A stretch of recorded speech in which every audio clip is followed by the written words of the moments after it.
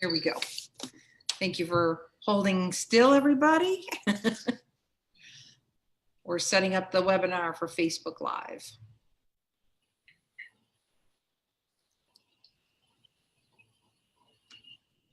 Hi, everybody. This is Beth Ruske.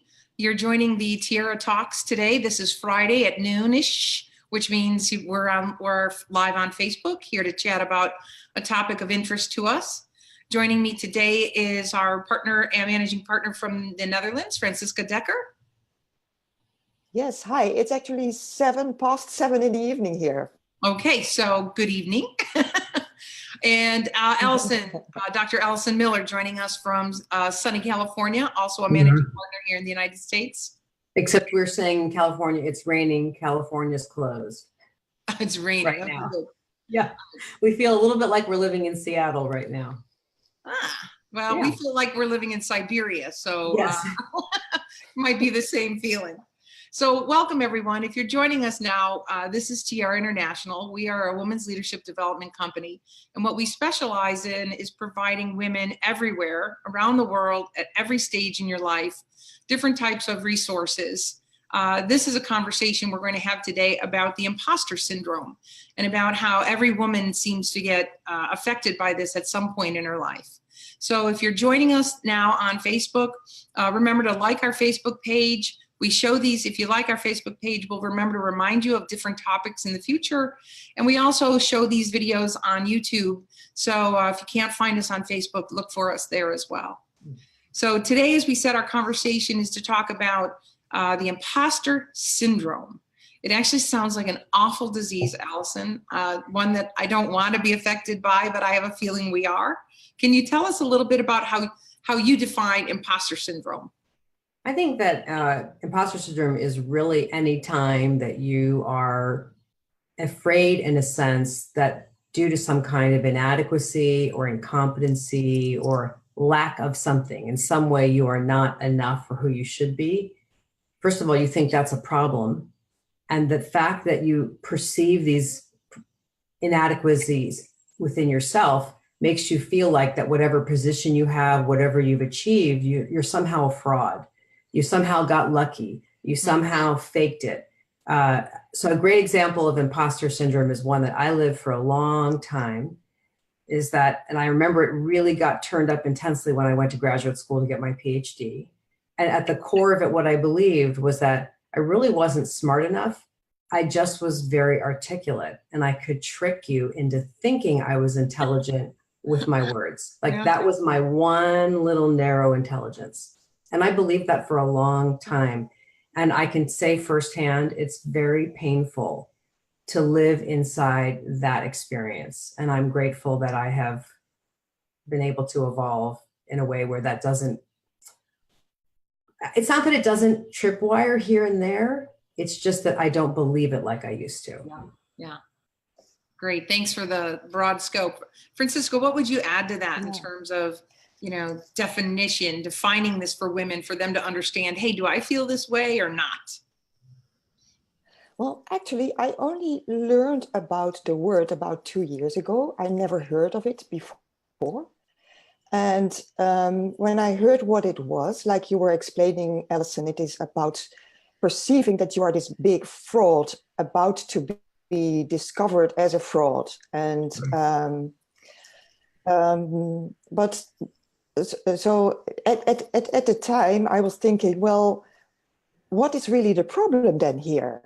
Because if you just are your authentic self, then imposter just doesn't get hold of you, not of us, of me, of whomever.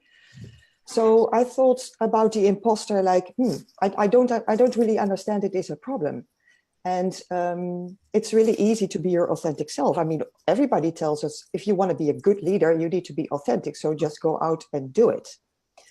However, over time, I've discovered, like many others, that just being your authentic self is not that easy. And the more we get to talk about the imposter syndrome, the more I can see that I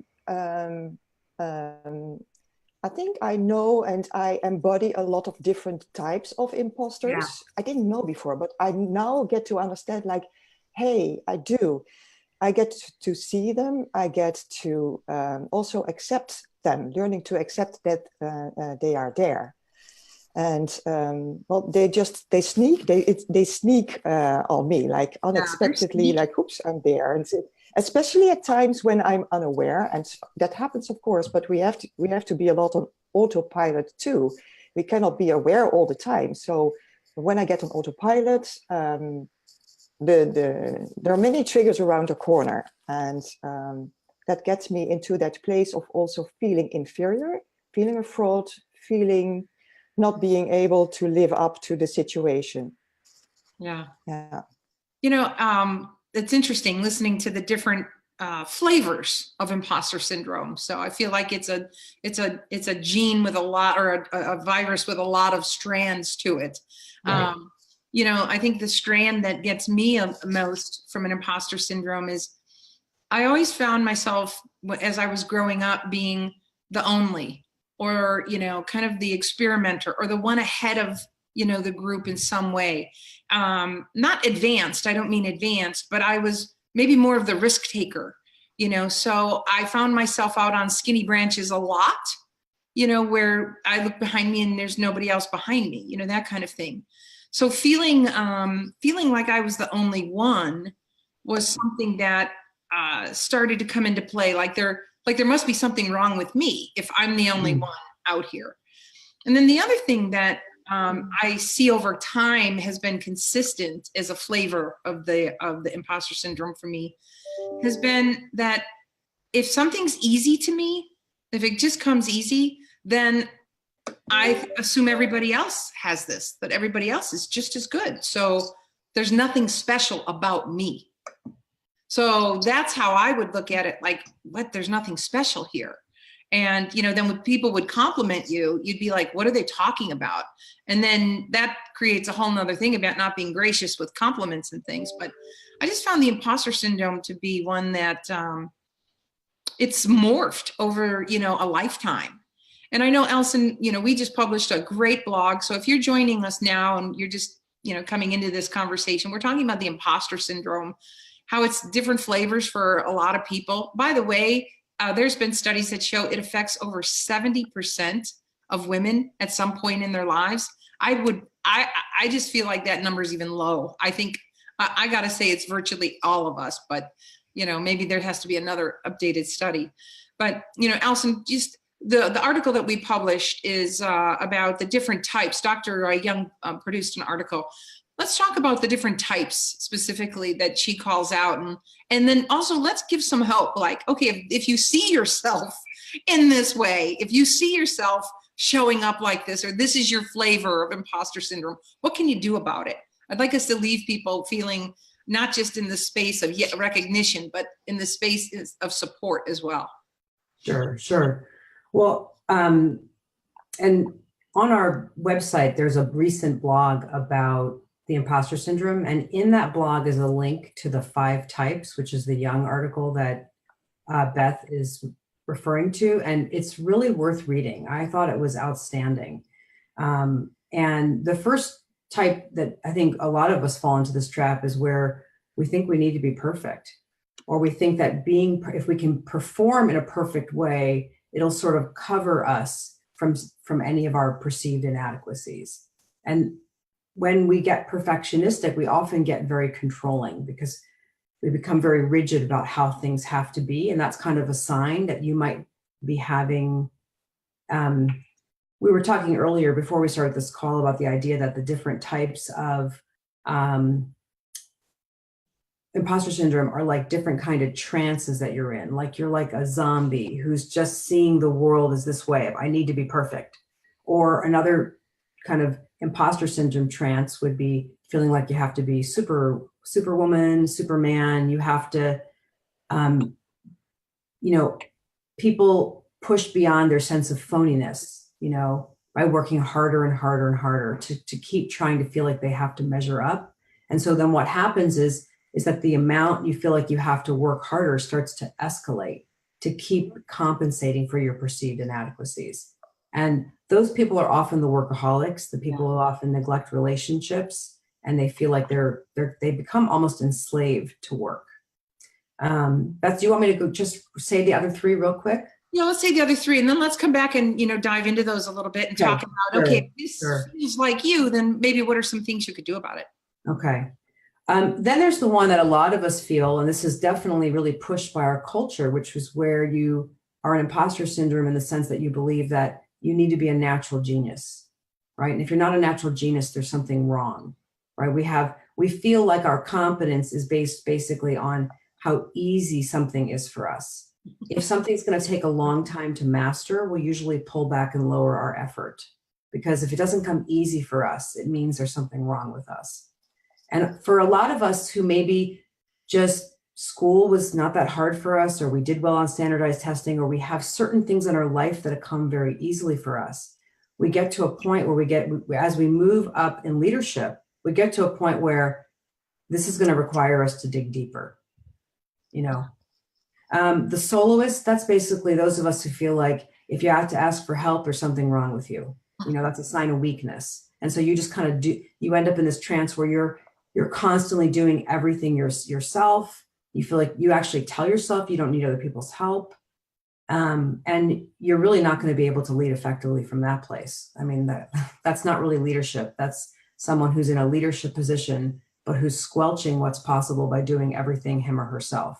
Alison, we find that a lot with our the women that we end up coaching at the senior level. We have mentoring programs and leading with impact programs that we work with organizations to help them really help their senior leaders be ready for that leadership role. Right. And we find that to be one of the key things for senior women is that they do not want to ask for help. Now, everyone talks about how men never ask for help, like the joke about women in the car, right. and the man's driving and you're driving in circles and he won't stop and ask for directions. Mm-hmm. So it's something like that because he won't ask for help. Mm-hmm. No, we're not lost. But for professional women, it's even more difficult for them to ask for help because it actually takes away their identity of competence. That's what yes, it makes sense. Yeah. I think, and I think what we also see is that women who are moving through the leadership pipeline, they might think that they are not a natural leader. So they are withholding themselves from developing as a leader, from moving to higher leadership positions just by this idea that they are not a leader. And right. This is something that I really appreciate that our work is helping to discover, reminding every person that she and he also, everybody is already a leader. And it is by looking at what is the impact that we can develop our leadership. But the tendency of, I'm not a leader, I don't belong in that position, I do not belong in that program, I see that quite often. Hmm. Alison, we said 4, there was a 5th type. Yeah. That's the one where people have this belief, it's the trance of expertise. You feel like you need to be the expert, but actually underneath it, you believe you'll never know enough, and you fear being exposed as inexperienced or not knowledgeable, right?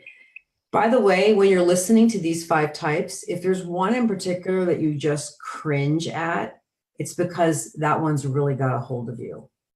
Or you're like, and because I felt that way about, well, in some ways, every single one, but the soloist and the expert both just made me cringe. Like, oh, I can see as soon as I read them how they've still got their kind of some degree of grip on me and how that's really holding me back as a leader. Yeah. Big time.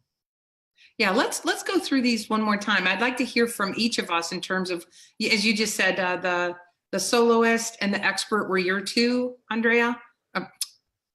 Alison. And for me, the 2 that I think grip me the most are Superwoman. I mean, I actually, Superwoman is the syndrome that leads to burnout. It leads to, you got to work harder than everyone else, longer, harder, be the first, be the So that one was a Oh, huge. and I want you to know, I have that one too. I mean, I feel like I have all five, but too. yes.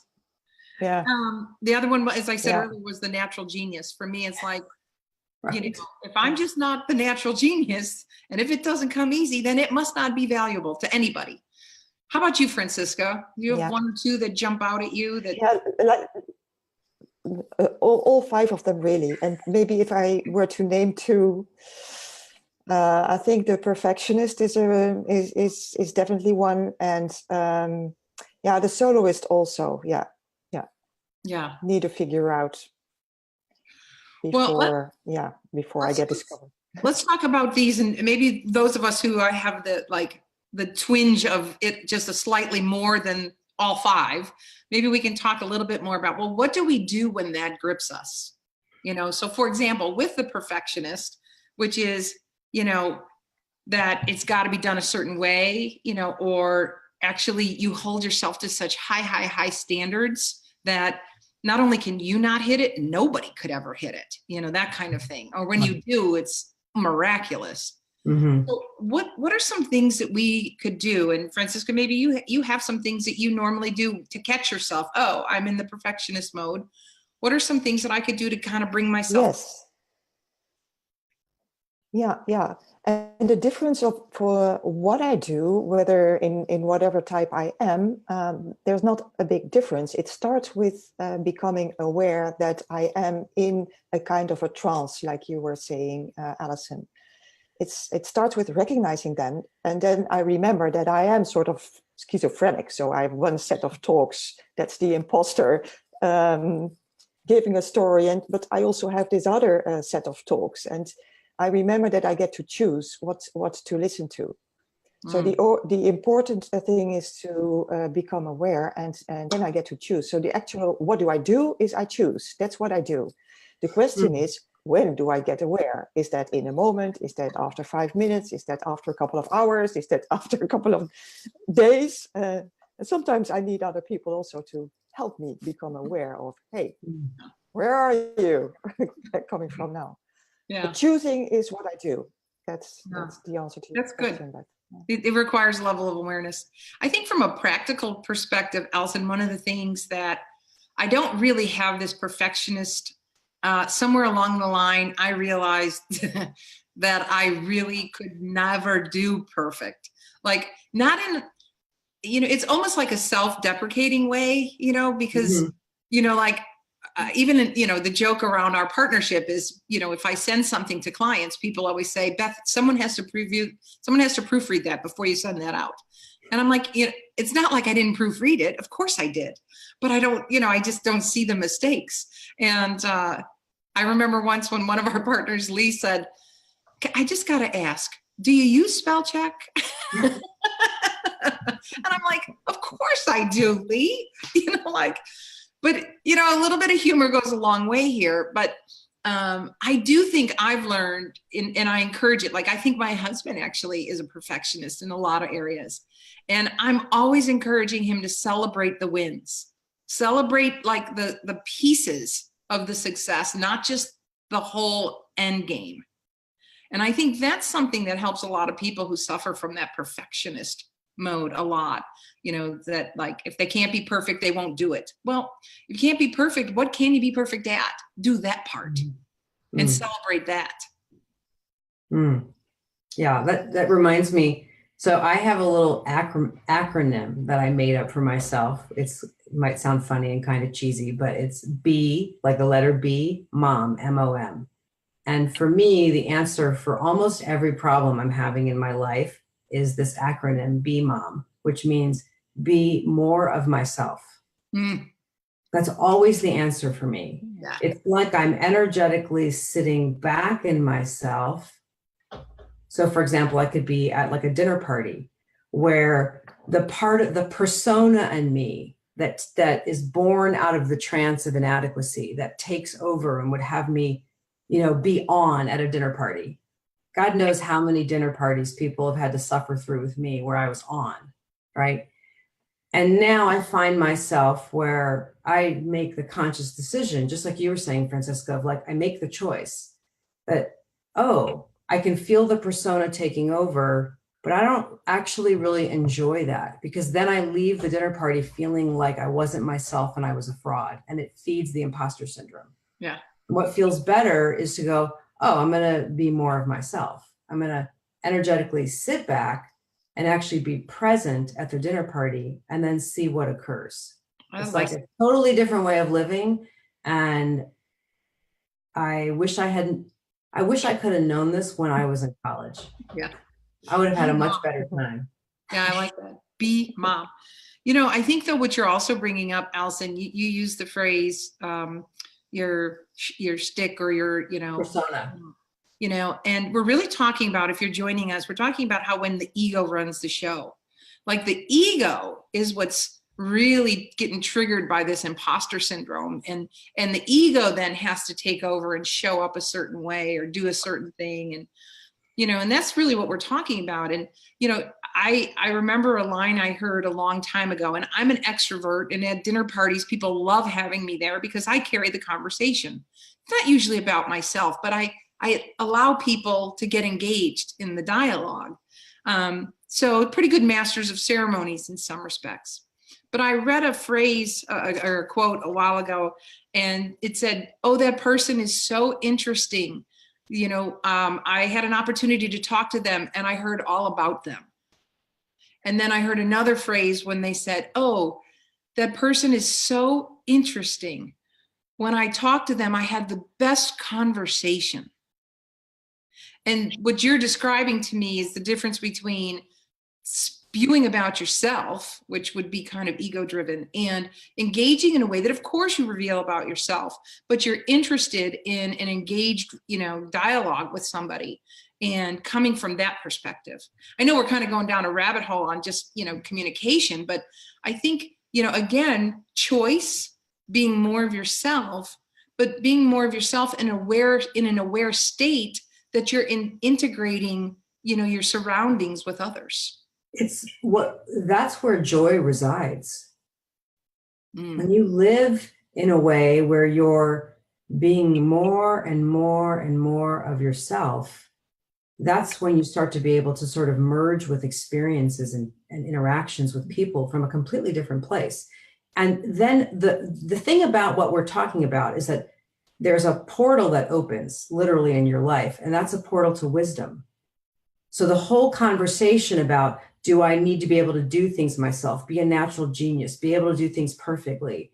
Do I need to, be the expert, is completely irrelevant, because that in any given moment, that by being more of yourself, relaxing into yourself, being in the moment and pulled out of the trance of that you have to be someone other than who you are, that's when you start to realize that there's this incredible wisdom that it's like a rushing river flowing through your life that's always been there, and you start to touch down into it. And you have a moment in your life where there's an emergency or a crisis, and you're shocked by how wisely you respond. You're like, who is that? It isn't you. It's that you're just open to the wisdom. And so imposter syndrome is keeping us kind of wrapped up above the river we can't get our feet to touch down. I don't know if that makes sense to everybody, but that's how I think of it, is that, Beth, I'm sitting here thinking we have to do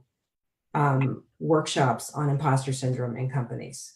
We literally need to market this as a standalone product, that we come in and we do a day-long conversation about this, because this imposter syndrome is actually limiting the potential of organizations. Absolutely. In a profound way. And so I think it behooves the leadership of any organization, especially that's committed to more equality and to elevating women, that we understand that women are working environments, for the most part, who were designed by men, right?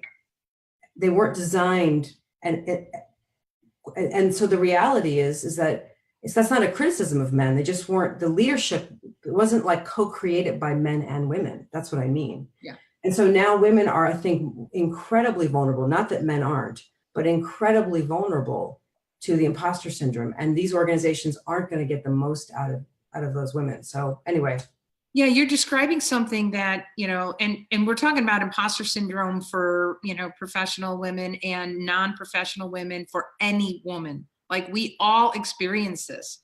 If I were throwing a shower for my niece, I'm going to go through the same, different types of things, because is it going to be nice enough? Those who go to a lot of showers and are, really great homemakers, are they going to look around and say like, oh, she didn't put this out, or she didn't do that? I mean, am I going to be judged, right? So there's a lot of, the judgment that we're holding in place. And I think, Alison, what we know is that men also do suffer from imposter syndrome. So it's not only women. Women, we know, they'll have it in spades. But when men have it, some of the research we've seen is that men will have it primarily around things like the soloist. Like, men really won't ask for help. Like, they truly will continue to do things. I can't answer why, but it tends to be a really prime one for men. Whether it's seen as weakness in males, I don't know. I can't answer that. I'm not a male. But for companies that you're describing, being able to create an environment and a culture where everyone can feel engaged and Yes. engaged to their unique qualities, that's what we're talking about. If you're involved in a company, if you're involved in any type of cultural transformation and you want to really change and move the culture, then think about this. Think about engagement. Don't think about diversity and inclusion. Think about engagement. How are you engaging your people so they feel included? How are you engaging people so that they feel they can be and choose to be their true selves? How can they show up authentically? If you don't have a culture for that, then you're just perpetuating all these different, archetypes and stereotypes of ways that people survive their culture. And enhance engagement. I think a really key outcome that a company would care about, that would come as a result of addressing this issue of imposter syndrome head on, both on the individual level, like supporting the individuals, but also addressing and understanding the organizational structures that maintain that environment and that fuels imposter syndrome, is that if you address from an organizational level and an individual level, what will happen is, in the middle of that, was that you will have an incredible retention of your employees. People will not want to leave because they are in an environment where they feel like they can be who they actually are. Yeah. I read a great quote yesterday on LinkedIn, and it said, empower and train your people so that they can go anywhere, and treat them so that they'll never want to leave. Franciska, this whole concept now that we're talking about, I know you were critically involved in one of our larger clients. They happen to be in the pharmaceutical space, and you dealt with a lot of high potential women. And, how did the imposter syndrome present itself, with the senior women that you were involved with? Well, exactly in the same, in the ways as we are now talking about, Beth. And I think what we've seen happening throughout the program is an understanding of how to shift from that trance to shift to that BMOM, what you are explaining about, Alison, through understanding about their own true selves. And I think what these people, these women were lacking, what may be the same in other companies as well, that at the top leadership level, actually, the example must be given. The women in the program didn't have those role models. The management was changing at the time, is changing, is continuing to change.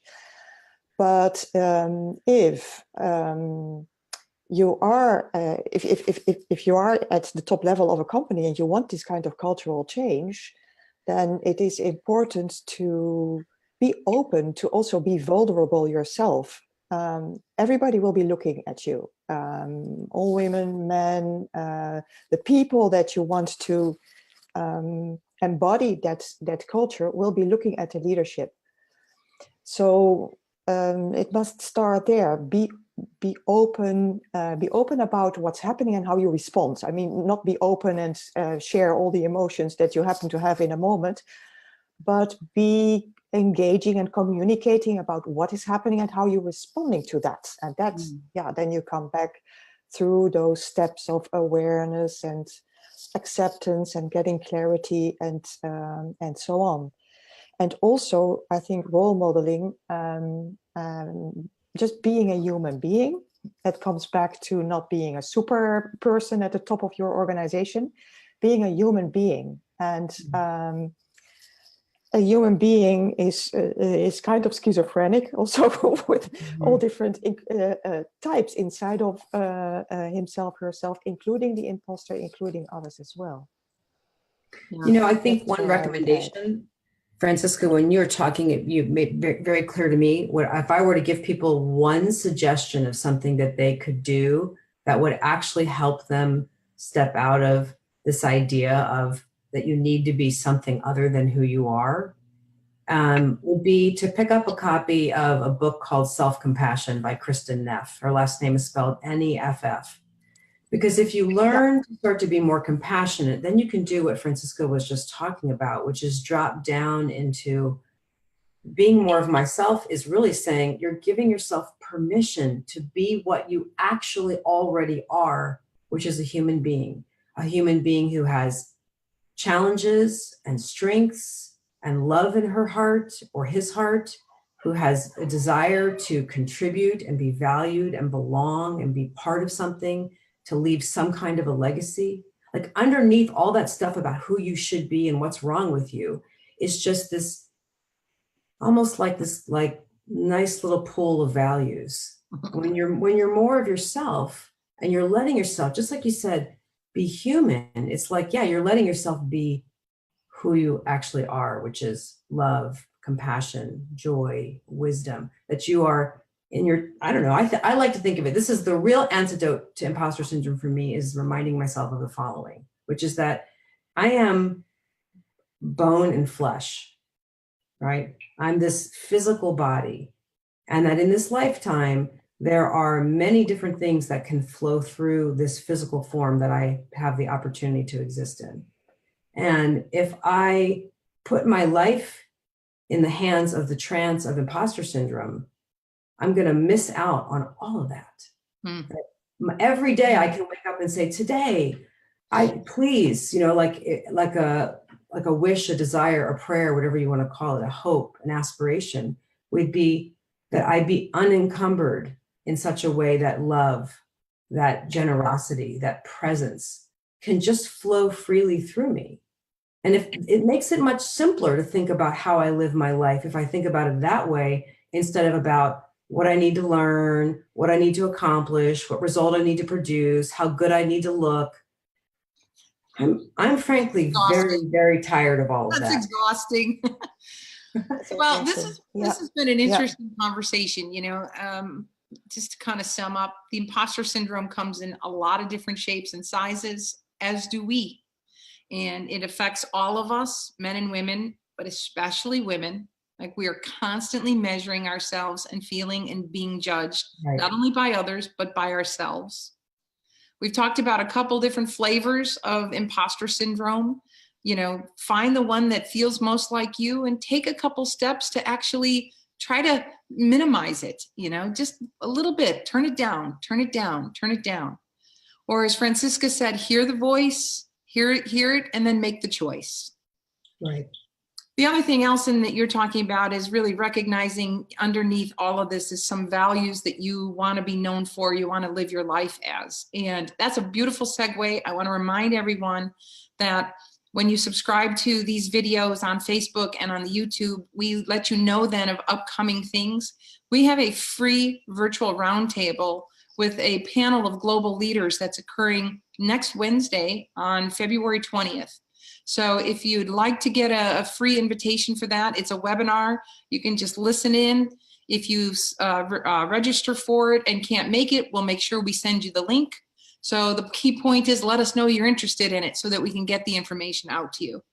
So thank you for joining us today. Thank you. Don't forget to join us next Friday. We'll have a new topic. We'll talk about something we think is important. Hopefully you will too.